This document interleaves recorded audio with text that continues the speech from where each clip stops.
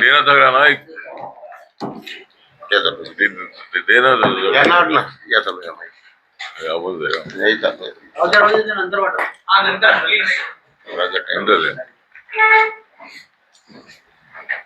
मीरा भाईंदरच्या सर्व पत्रकारांचा आभार आरपीआयच्या वतीनं मांडण्यात आलेला आहे देवेंद्र हेल्लेकर यांनी.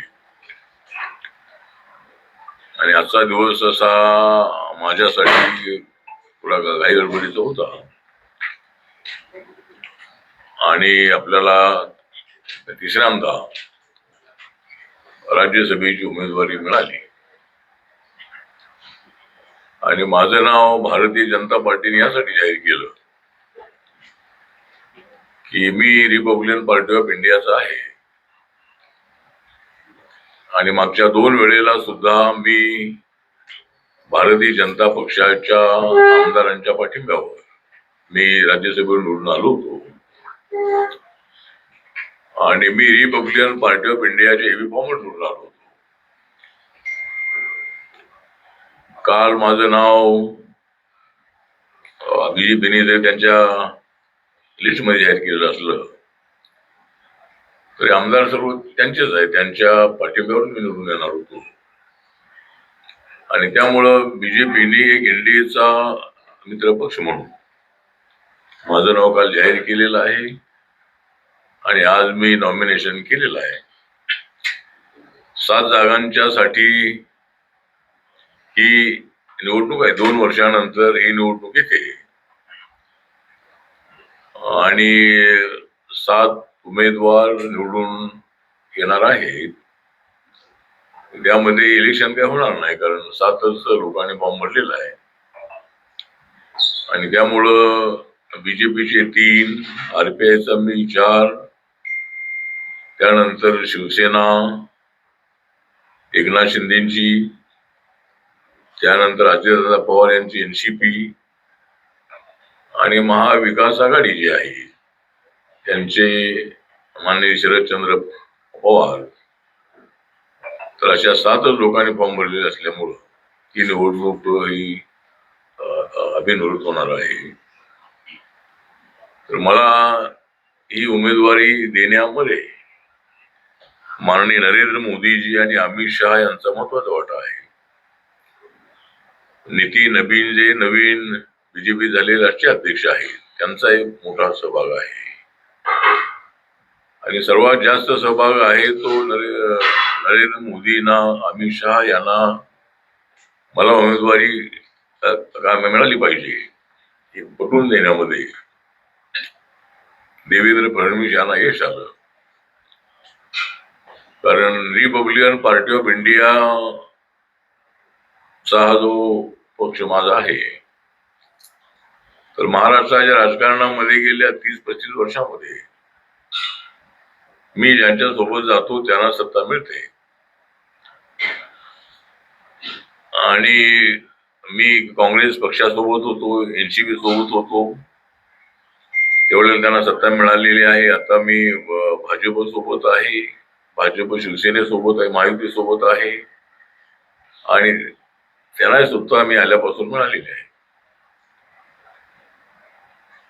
त्यामुळं रिपब्लिकन पक्ष बाबासाहेबांचा पक्ष जो आहे, एकतर बाबासाहेब आंबेडकरांचा आशीर्वाद नसता देशभरामध्ये माझे पक्षाचे कार्यकर्ते माझ्या पाठीशी नसते. महाराष्ट्रातले जे गोरगरीब कार्यकर्ते, झोपडपट्टीत राहणारे किंवा अत्यंत गरीब असणाऱ्या अवस्थेत असणारे असंख्य माझे कार्यकर्ते आहे ते माझ्या पाठीशी गेल्या अनेक वर्षांपासून आहे आणि त्यामुळे मला ही संधी मिळालेली आहे. मराठीतच बोलू हिंदीमध्ये आणि आता माझा म्हणजे पक्ष माझा ग्रुप आहे तो Republican party of India Athawale in the bracket या नावाने इलेक्शन कमिशन रजिस्टर आहे आणि सध्या माझा पक्ष 28 राज्यामध्ये आणि 8 केंद्रशासित प्रदेशामध्ये माझ्या पक्षाच्या शाखा आहेत. अंदमान निकोबार मध्ये, लक्षद्वीप मध्ये, दादरा नगर हवेली मध्ये, दीव दमन मध्ये अशा अनेक ठिकाणी माझ्या पक्षाच्या शाखा अनेक राज्यामध्ये आहेत. आणि नॉर्थ ईस्ट मध्ये सर्व राज्यामध्ये माझा पक्ष आहे. नागालँडमध्ये माझ्या पक्षाचे 2 आमदार आहेत. तिथं माझ्या पक्षाला गन्ना किसानी सिंबॉल मिळालेला आहे. त्यानंतर मणिपूरमध्ये माझ्या पक्षाचा एक उमेदवार लोकसभेत उभा होता, त्याला 1.5 लाख मते मिळाली होती आणि त्याही ठिकाणी माझा पक्ष रेकग्नाइज आहे. त्यामुळं 2 राज्यामध्ये माझ्या पक्षाला गन्ना किसानी सिंबॉल मिळालेला आहे. आणि आता 5 राज्यामध्ये ज्या निवडणुका होत आहेत, वेस्ट बेंगॉल, आसाम, त्यानंतर तामिळनाडू, केरळ आणि पांडिचेरी, तर त्या 5ही राज्यामध्ये मला इलेक्शन कमिशननी गन्ना किसानी सिंबॉल निवडणूक लढण्यासाठी दिलेला आहे. तर आता आमचा जो आरपीआय आहे तो अजून 2 राज्यामध्ये जर रेकग्नाइज झाला तर आपल्या पक्षाला राष्ट्रीय पक्षाची मान्यता मिळेल. सध्या देशामध्ये 4च पक्ष नॅशनल पक्ष आहे. त्याच्यामध्ये बीजेपी नंबर 1 ला आहे, काँग्रेस नंबर 2 ला आहे, बसपा नंबर 3 ला आहे आणि 4 नंबरला आम आदमी पार्टी आहे. तर अजून 2 राज्यामध्ये जर माझ्या पक्षाला 60% मते मिळाली किंवा काही लोक निवडून आले तर आपला पक्ष हा राष्ट्रीय पक्ष म्हणून त्याला मान्यता मिळेल. त्यामुळं दिल्लीच्या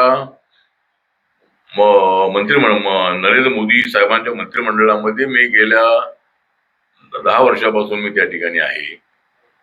त्यामुळं हा पक्ष मला देशाच्या कानाकोपऱ्यामध्ये पोहोचवत आलेला आहे. महाराष्ट्रामध्ये फक्त सत्तेचा सहभाग जेवढा मिळायला पाहिजे तेवढा मिळत नाही आहे,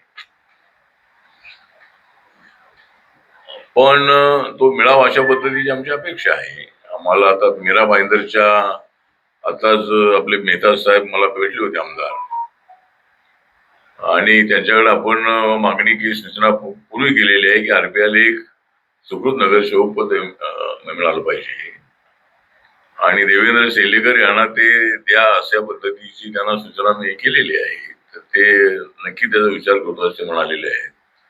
त्यानंतर काही कमिटी आहे त्या मिळतील. ठीक आहे. तर आता एक तर आपल्याला तिसऱ्यांदा ही राज्यसभेची संधी मिळाल्यामुळं मला सामाजिक न्याय, आर्थिक न्याय, दिव्यांगजन आहेत, शेड्यूल कास्ट आहेत, ओबीसी आहेत, आदिवासी आहेत किंवा सर्व लोकांच्यासाठी काम करण्याची मला संधी मिळणार आहे.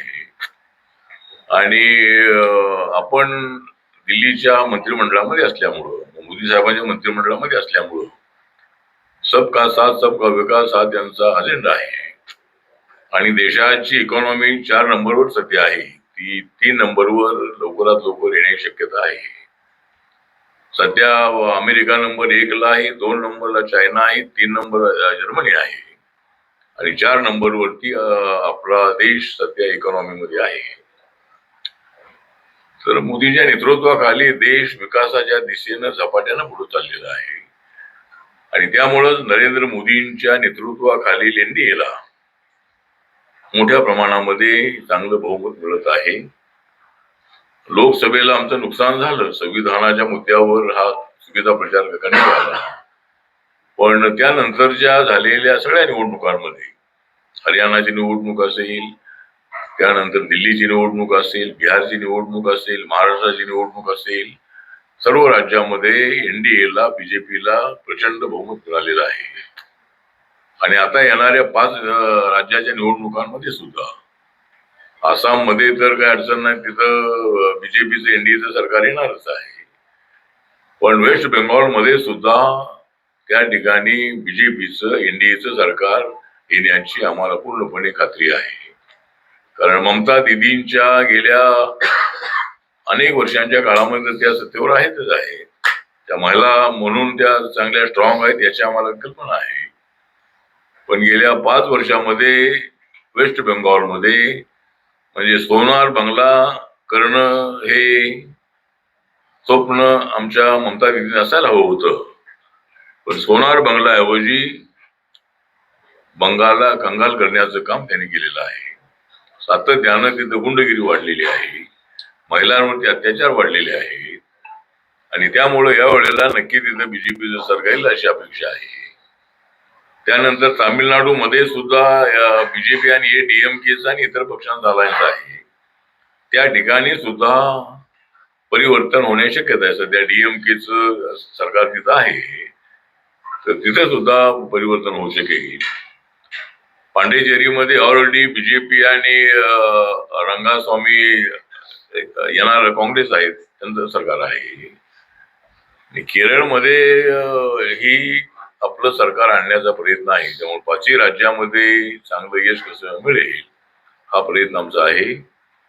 आणि मीरा भाईंदरमध्ये आज मी आलेलो आहे. एक शोरूमचं उद्घाटन आहे, आरपीआयच्या एका ऑफिसचं उद्घाटन आहे आणि कार्यकर्त्यांची थोडा वेळ मी संवाद साधणार आहे. आणि त्यानंतर आता मी राज्यसभेची मॅच जिंकलेलीच आहे. आता जी इंडिया बरोबर इंग्लंडची जी मॅच आहे ती बघण्यासाठी मला वानखेडेला लवकर जायचं आहे. आणि त्यामुळं आज इथं आलेलो आहे. तर आपल्या सगळ्या पत्रकारांचं हार्दिक आभार. आणि रमजानचा महिना असल्यामुळं जे आमचे मुस्लिम समाजाचे जे पत्रकार आहे त्यांना मी रमजान की हार्दिक उनको हार्दिक बधाई देता हूँ. और हम मेरी पार्टी जाति धर्म से आगे मतलब हमारी पार्टी काम करती है, सभी लोगों को साथ में लेकर काम करती है. नरेंद्र मोदी जी का सबका साथ सबका विकास का भी नारा है. और नरेंद्र मोदी जी ने भी ऐलान किया है कि जिस तरह ईरान और इस्राइल और अमेरिका का जो युद्ध चल रहा है, तो रमजान के महीने में ऐसा नहीं होना चाहिए था. ऐसा उन्होंने अपनी भावना व्यक्त की है. और शांति की भूमिका नरेंद्र मोदी जी ने रखी है कि भाई हमें शांति की आवश्यकता है और हमें युद्ध नहीं चाहिए, हमें बुद्ध चाहिए, हमें शांति चाहिए. ये भारत की भूमिका है. प्रश्न है का सर हिंदी में? यही सर हिंदी में. हाँ सर क्या कहेंगे, राज्यसभा में फिर एक बार आपको भेजने का निर्णय भारतीय जनता पार्टी ने लिया, क्या पहली प्रतिक्रिया आपकी? नहीं, मेरी प्रतिक्रिया यही है कि मुझे देश भर काम करने का मौका नरेंद्र मोदी जी ने दिया है. वैसा उसके पहले भी मैं देश भर में घूमता ही था, लेकिन जब से मैं मंत्री बना हूँ तो और भी गति से मेरा काम पूरे देश भर में बढ़ा है. तो बाबा साहब अम्बेडकर जी के कृपा अगर हमारे ऊपर नहीं होती थी तो शायद मुझे ये मौका नहीं मिलता था. और नरेंद्र मोदी जी का, अमित शाह जी का आशीर्वाद नहीं होता था तो भी ये इतना संभव नहीं था. और देवेंद्र फडणवीस जी का प्रयास इसके पीछे जरूर है. और मेरा जो कार्यकर्ता लोग है, ये कार्यकर्ता इनको सत्ता का कुछ भी नहीं मिलता है तो भी तुम आगे बढ़ो, हम तुम्हारे साथ है, ये नारा हमेशा मेरे कान में